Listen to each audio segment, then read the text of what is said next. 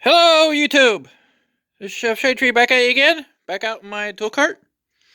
It's getting pretty bare in here without my boss stitch sockets and my boss stitch ratchets down here and my tools that I picked up in Canada while I was up in Canada. So everything's getting pretty thin here. So what I thought I'd do now in this episode is I'm going to pull out my Snap-on tools and my Pittsburgh Harbor Freight tools. I thought I've got some comparisons to do between the two. So yeah, if you can't tell what's your Pittsburgh and what's your Crafts or Snap-on, I'll let you find out here in a minute. I'll get my Snap-on tools out of this cart and my Pittsburgh tools, and we'll head back in the house.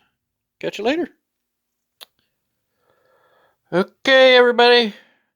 Right there is all the Snap-on tools I own. It's all in my tool cart. Except for this set right here. I don't have that set in my tool cart. This set right here, I don't necessarily have in my tool cart because I don't have a use for them, really. I've got my boss stitch set, so this set pretty much doesn't get used. But you can see here, talk about Snap-on, I've got a couple of them in here. It's rusting. Chrome's flaking off. Yeah, Snap-on doesn't rust alright. That's a laugh.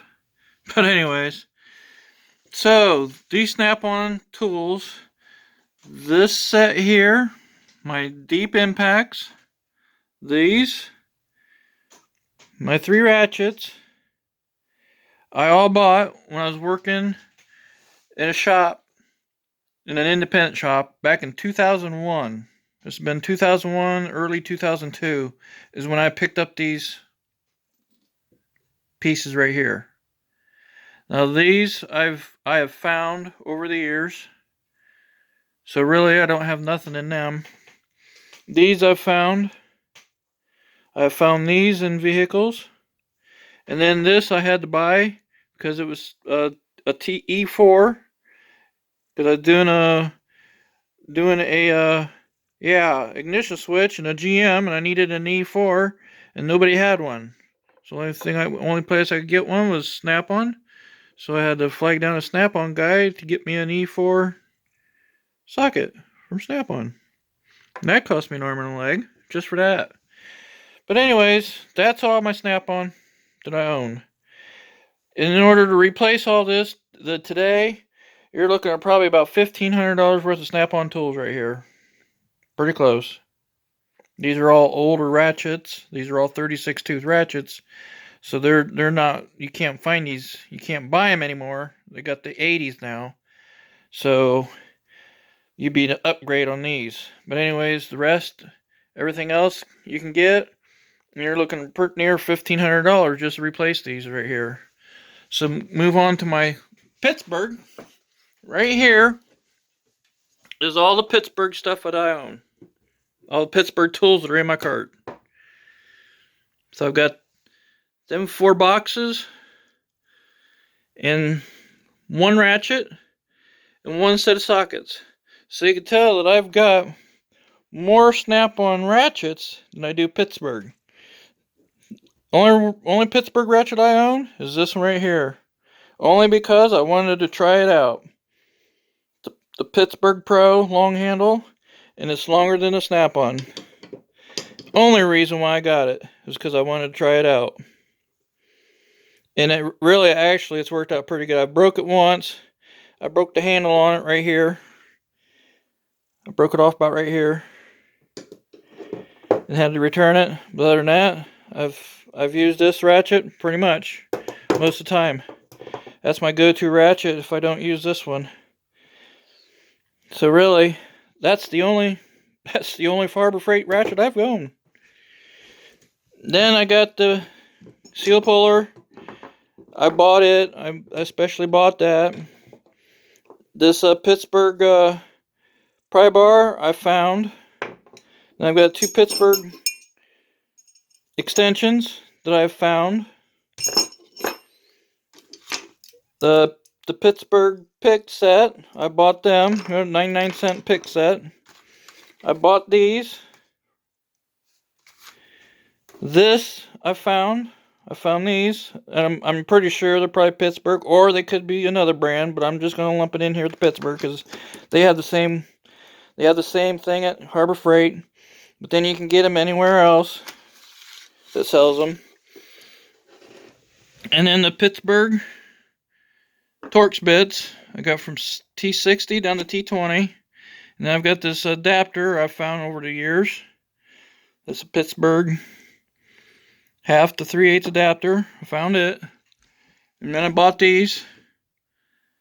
The Pittsburgh deep impacts. And then I bought a few of the plastic box kits. I've got the pulley remover set, installer set, which I've used several times. It's worked out fine. Never an issue. I got the disc brake caliper set, which I've used several times. And you can see I've used it because I've bent the handle on it. And I don't have an issue with that. If your brake calipers don't go back, they're tied up and something else is wrong, not the caliper. So you shouldn't have to use these tools very hard. And then I got the gear puller set.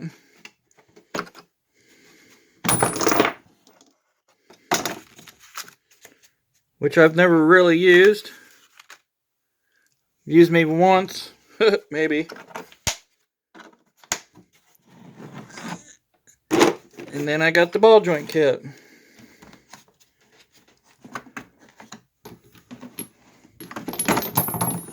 And I've used this several times.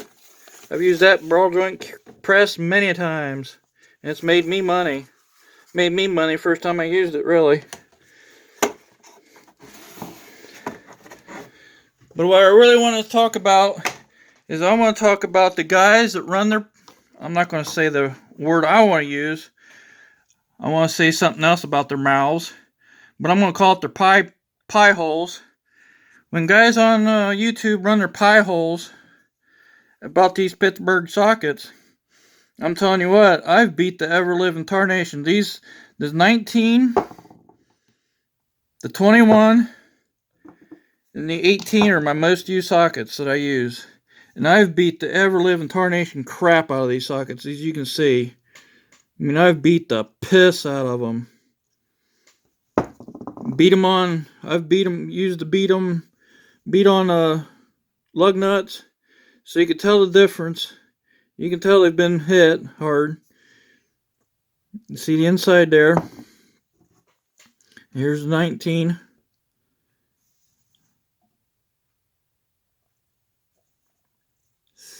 So you can see they've been used. I'll show you the 32 because I use this one axle nuts. So it's been used and abused. Now the reason why I'm saying this and bringing this up about these Pittsburgh sockets, and guys run their mouths about them. They say they're no good. I've beat the piss out of them. I've owned them things for 15 years and I haven't had a bit of problem out of them. Never shattered one yet. Now the Snap-on set that I have, these Snap-ons are over 20 years old. But look at these. Look how wallered out they are. The ends, I've beat on these too. But the ends are all wallered out.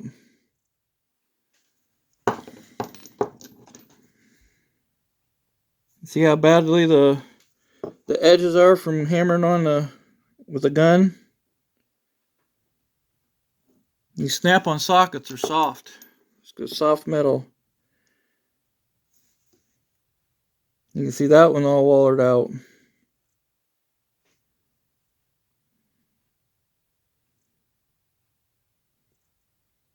Been beat on a few times with a hammer. This one not near as bad because it's just a 1/2 inch, so it's not going to get hurt as bad like the bigger ones do. There's an inch, which I haven't really abused this one too bad. Some of these I've used for put in the press and use them as presses. You can see the edges on these sockets where I've hit them with a hammer a few times. So if anybody says anything about these Pittsburgh sockets and these Snap-on, they don't make any difference. They're impact sockets. They take abuse no matter what. And I've beat the ever living crap out of these Pittsburghs, and I've not had one issue with them. They've held up just fine of my abuse. So yeah, there's more of my tool cart tools between my Pittsburgh and my Snap-on. That's all I own. I mean, everybody says that Pittsburgh are great, and the other guys say they're shit, but I beg to differ. I'm not going to say they're the greatest. I'm not going to say they're the best, and I sure ain't going to say they're the worst. But they do the job. That's all I can say. They do their jobs. For what I've used them for and done, they just like the Snap-on. I've bought them for a purpose to use them, and they've worked out perfectly fine. I've never broken any one of these yet, so I've never broke a Snap-on impact socket or nothing. So they do their intended job of what they're supposed to be used for. So yeah, guys, if you like this video on this part in this section of my tool cart review, I probably, like I said, they're about $1,500 right there to replace them. And there's probably, I don't know, maybe $200 worth of tools right there in Pittsburgh. Maybe 200. I think I paid $50 for that. So yeah, roughly $200.